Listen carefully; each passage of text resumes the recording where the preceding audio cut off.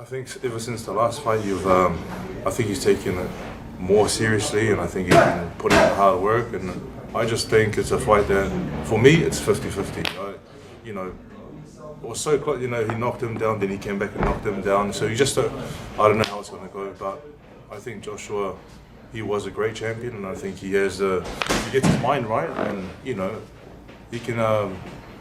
He can win, but Ruiz is a hungry fighter. He's the champion, not defending the belt, so I wouldn't pick anyone for that fight. I think it's 50-50. Well, Kevin was saying if AJ is going to win, he's going to have to make some adjustments. He can't fight. Most definitely. Is he usually, from what is he at his best, kind of, even though he's tall, is he at his best up close, like, uppercut, hook, stuff like that? Or I think he's at his best when he's, I think everyone's at his best when you punch at the end of when you catch him at the end of your punch. I don't know, but he's got good ability inside. But I think his strengths will be punching from the outside. That's my personal opinion. And I'm only asking that because is it possible that he just ran into a bad style? A guy who likes to fight the way he does. The style, it was always going to be. Ruiz was one of those fighters that not a lot of people wanted to fight, and a lot of people didn't really rate him, and because they haven't seen a lot of him. But he's a fighter which I've always said is a dangerous fighter, and a fighter that's can cause. We thought we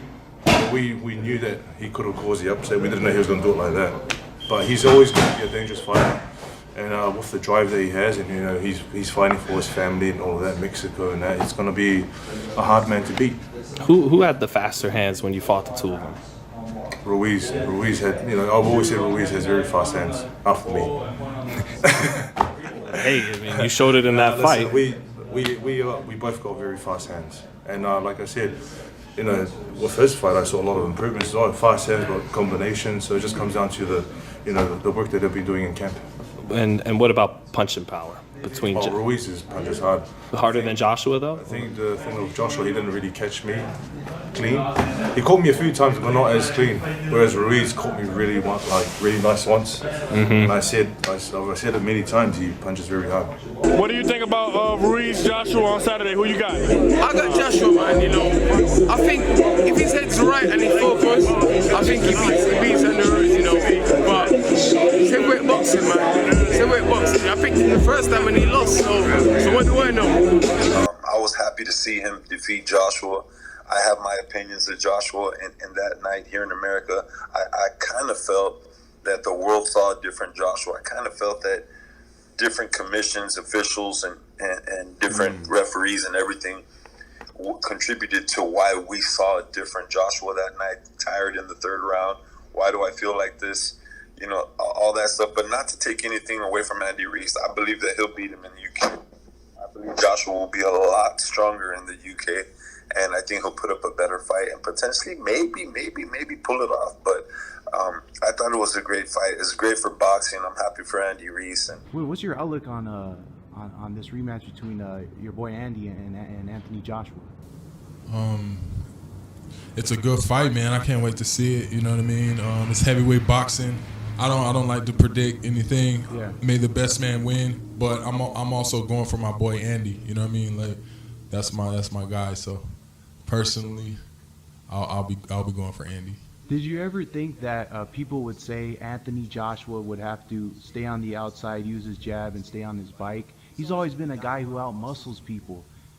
In this scenario, people are saying he needs to be on his bike. Isn't that crazy how the roles have turned? Yeah, I mean, styles make fights, so he has to stick to whatever's going to be beneficial to him, you know what I mean? Because, everything's different. You can't muscle around everybody, so he got to do what's best for him, man. And Andy's got to close the distance, and he's a master at doing that. We know that Anthony Joshua's had conditioning issues throughout his career. Do you see this fight going 12? I don't know, man. I don't think no heavyweight. When's the last time you seen a big heavyweight fight go to distance? Well, Tyson Fury and Wilder, but I mean, he really didn't beat the count.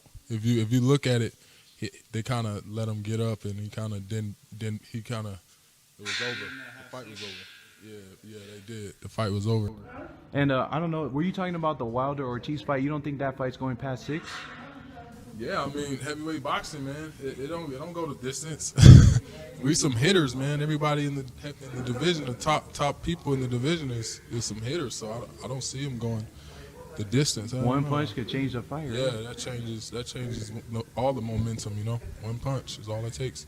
Really, in any division, you know what I mean?